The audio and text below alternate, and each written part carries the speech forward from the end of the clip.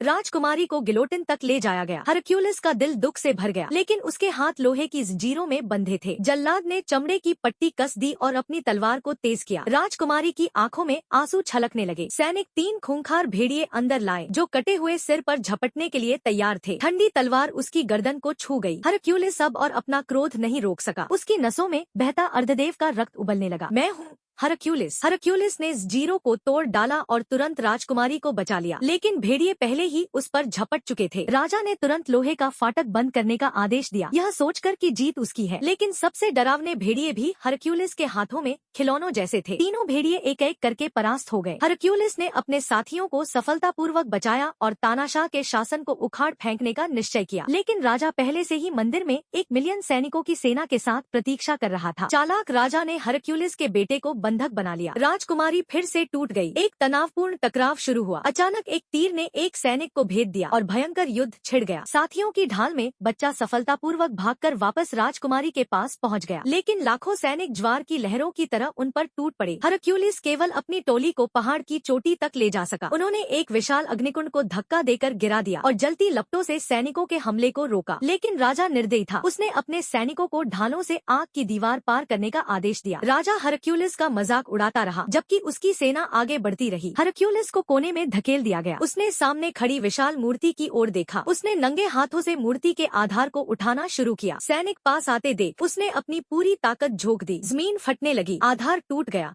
और मूर्ति गिरने लगी। सैनिक डर से पीछे हट गए। मूर्ति का सिर भारी धमाके के साथ राजा पर गिरा और उसे अंधकार में गहरे गर्त में धकेल दिया। धुएं के छंटते ही हरक्यूलिस प्रकट हुआ। सैनिकों ने उसके आगे नमन किया और हरक्यूलिस ने तानाशाही पर विजय